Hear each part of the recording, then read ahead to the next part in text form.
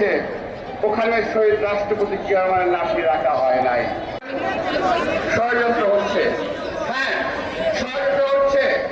কেউ 11-এর পর ধরে শুনতে পাচ্ছেন, কেউ আবার গতকালের বক্তব্যকে অপোজ করেছেন। ভাই আমরা যদি বলি একটি কথা, আমি 2 মিনিট সময় নেব, আর সেটা হলো এই, কালকে ঘোষণাপত্র ঘোষণা হয়েছে,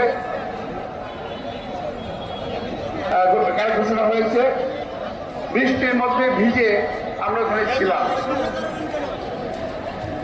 যদিও আমার দলের পক্ষ থেকে, আমাদের নেতার পক্ষ থেকে, সকলের পক্ষ থেকেই এই কালকে ঘোষণাপত্রকে স্বাগত জানিয়ে বক্তব্য রাখা হয়েছে।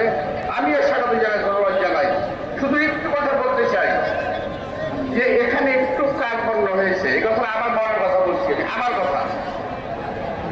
যেখানে 23 বছর আন্দোলনের পরে দেশ স্বাধীন হয়েছে, ওখানে শহীদ রাষ্ট্রপতি জিয়া রহমানের নামটি রাখা হয় নাই, যিনি দেশের স্বাধীনতা ঘোষণা দিয়েছিলেন। 7ই নভেম্বরের ঘোষণায়, 7ই নভেম্বরের যে বিপ্লব ডিমান্ড করে জিয়া রহমানের নাম, সেখানে সেটা আসে নাই।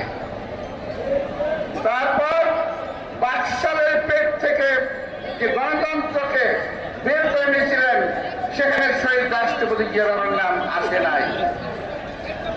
বহুদলীয় গণতন্ত্র কায়েম করেছেন দেশ নেত্রী বেগম খালেদা জিয়া, তার নামটি আসে নাই। এটা আমাকে অত্যন্ত পীড়া দিয়েছে বলে আজকে আমি জনগণের সামনে তুলে ধরলাম। আমাকে ক্ষমা করবেন আমার নেতৃবৃন্দ, আমার ভাইয়েরা। আমি তারপরেও সকল দুঃখ স্বীকার করে নিয়ে, সকল ভুল ভ্রান্তি স্বীকার করে নিয়ে গতকালের ঘোষণাকে আমি স্বাগত জানাচ্ছি। আবারও বৃহত্তর গণতন্ত্রের স্বার্থে, জাতিক ঐক্যবদ্ধ রাখার স্বার্থে, আগামী দিনে এই দেশে একটি সুষ্ঠু ভোটের স্বার্থে আমরা সকল কিছু মেনে নিয়েছি।